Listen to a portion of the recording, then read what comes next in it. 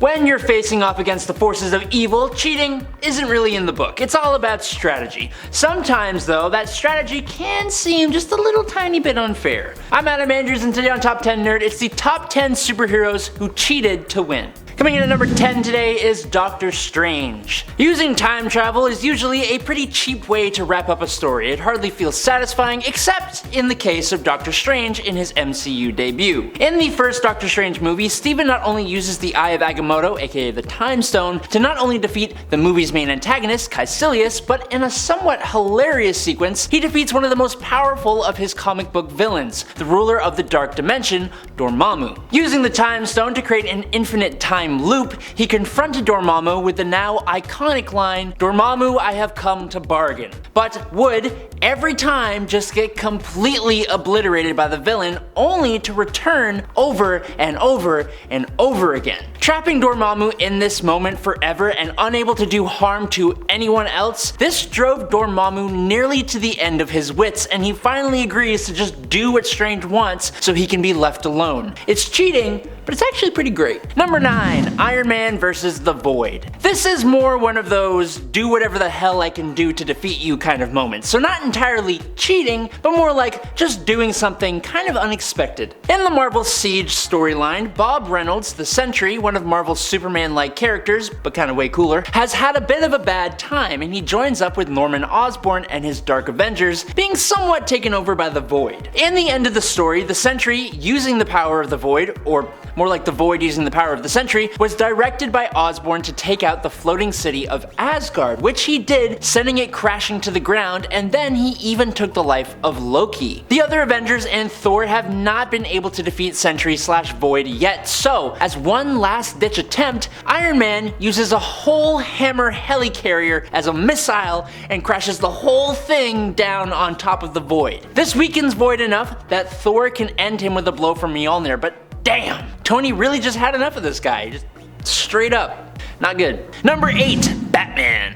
This may be one of the silliest yet coldest Batman takedowns I have ever seen. The first time the villain known as Prometheus encounters the Justice League, and specifically Batman, he overcomes them all, just showing how much of a force to be reckoned with that he is. As for how he brought down Batman in hand-to-hand combat, the villain does what all villains do and gloats how he did it. Using his helmet, he is able to program the skills of the 30 greatest martial arts masters in the world, including Batman himself, into his body and brain for his own use. Not one to be outdone like that, when the time comes for the rematch, Batman cheats and forces Prometheus into using an older version of his helmet. But this version had been tampered with by Batman so that instead of the 30 greatest martial artists, Prometheus now has access to the physical abilities and skills of none other than Professor Stephen Hawking. Now, Batman could very easily punch the lights out of Prometheus, who was stuck with muscular neuron disease that renders him a drooling catatonic, but kinda super smart. Such a Batman thing to do, outthinking his opponent like that,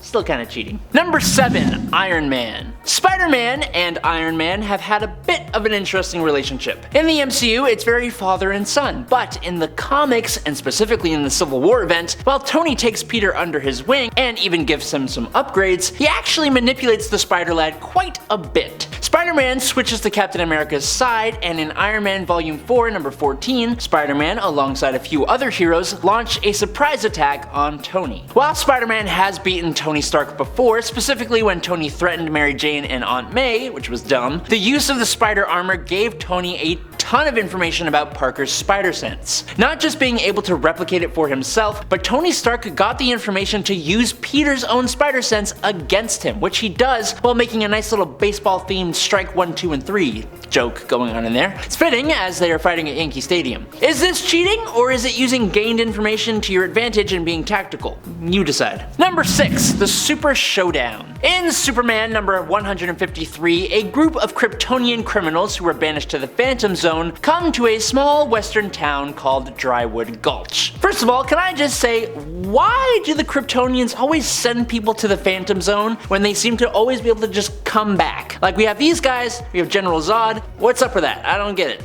I just want to know that. Anyways, the criminals decided to dress up as cowboys to hide their identity because it's a western town. That is until our boy Superman arrives on the scene. The criminals had created Phantom Zone powered irons that are capable of banishing whoever is shot into the Phantom Zone. And they give one to Superman, challenging him to a duel since they're in a western town. Instead of just using it to their advantage and banishing the Man of Steel to the Phantom Zone in one good go. I don't know why they did that. I don't know. But how on earth will Superman outdraw 8 super beings? Well, I'll tell you. He melted all of their ray guns moments before they drew. He cheated, but they challenged Earth's most powerful defender to a western duel. He ain't got time for that. I don't know what they were thinking about. Number 5, Constantine. In Constantine, Future's End, John Constantine has stolen the Helmet of Fate, who, without a wearer, is just a measly old artifact with one of the world's most powerful and somewhat desperate sorcerers trapped inside. Allowing himself to get ensnared by the helmet, linking John and Nabu's minds, John trapped Nabu in the auditorium of Anubis. He fairly challenges Nabu to prove that he has actually never cared about anyone other than himself in front of the ancient Egyptian god. If Nabu wins this, then Constantine passes on and Nabu is free to do whatever he does.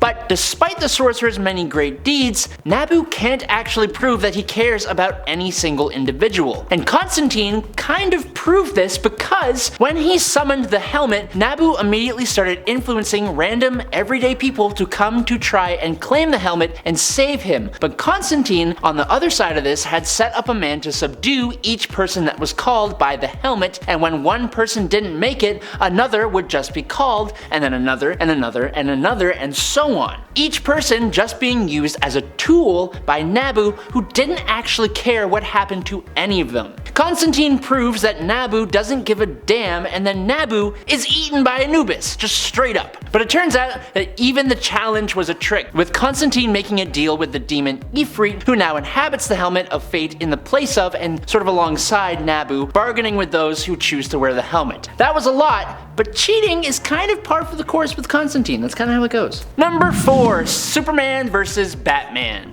There have been many times that Superman and Batman are pitted against each other. It's always a fun story and it's always a big seller, and for some reason we tend to see Batman with an edge. Usually he's cheating. But in Lex Luthor, Man of Steel, Lex Luthor gives Bruce Wayne a shard of green kryptonite to use against Superman. Historically, this has always been an ace in the sleeve for Batman, but in this story it's a little different. What do I mean by that? Well, Superman just uses his super breath to blow the kryptonite out of Bruce Wayne's hands. That's all he had to do. After it falls on the ground, Superman drags Batman through the air and drops him. Superman then throws a punch at Batman, but just as he's about to turn Batman into a red smear, he stops short of smashing his nose just to prove a point. Is it cheating?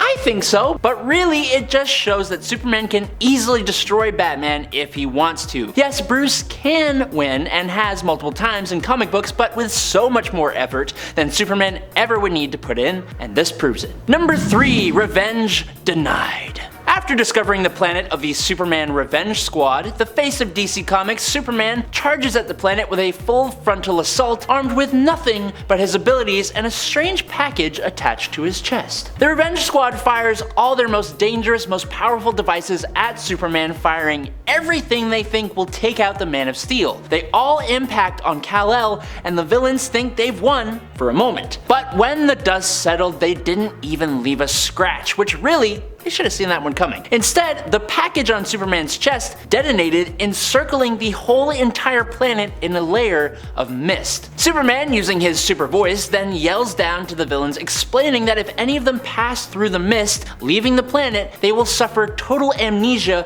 forgetting any hatred they have for Superman. They can remain trapped on their base, being angry and upset, or they can rejoin all of the rest of space devoid of all grudges. Either way, he doubts he will ever see them again, and then he just flies off back home. That's cheating. Sort of.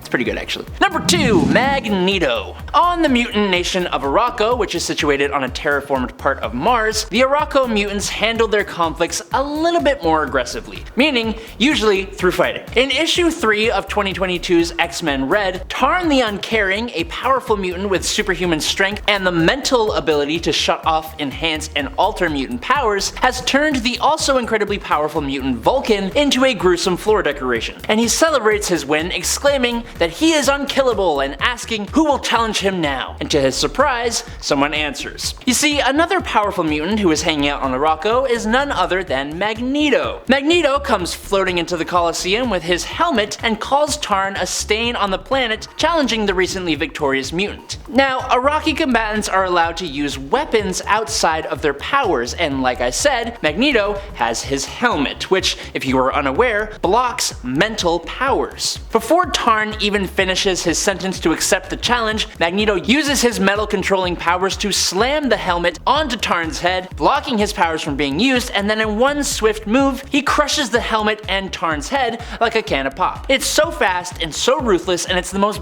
badass moment I have ever seen. But that's not really cheating. The part that makes it cheating is that in the stands, the mutant Sunspot bets against Iska the Unbeaten, who is Tarn's friend and has the curious power to never ever lose. He bets her that Tarn will come out on top. Using that loophole in her power, it makes it so that Tarn is pretty much guaranteed to lose, although I think he would have anyways. It's Magneto. Number 1. Superman One Last Time. In one arc of Christopher Priest's Deathstroke run, the American government somehow pressured Superman into going to protect a cartel boss they work with named Alisant from being taken out. Surprisingly, Superman solemnly goes there, and it prompts Deathstroke needing to use every single trick in his playbook to survive a direct encounter with the Man of Steel while also trying to take out Alisant. The whole time, he is basically condemning Superman for being spineless and just doing the bidding of the government, for believing in quote justice when it suits him, and naively thinking the corrupt government isn't abusing his loyalty. That Superman is basically trying to save a terrible man from a bad man at the whims of even worse men. But nothing Deathstroke said really impressed or shocked Superman at all, and that's because Clark had a strategy for everything and has heard it all before. He went along with this specifically to capture Deathstroke and hopefully also Alisant, to have them arrested by a foreign power, also that the American government would need to actually extradite Slade and Alisant and publicly charge them with something instead of taking them both out on a Black Ops mission. And then, because Superman is also superstar reporter Clark Kent, all the evidence of Alisant's actions and dealings become national news. Superman outsmarted everyone from the moment they tried to control him and forced them to follow the law. Superman's smarter than people think, and I don't know if this counts as cheating. It's kind of cheating. An interesting list. What do you guys think? Are any of these cheating? Well, let me know down in the comments, because my time is up, and I will catch you nerds on the flippy flop. Keep it real, and peace out, nerds.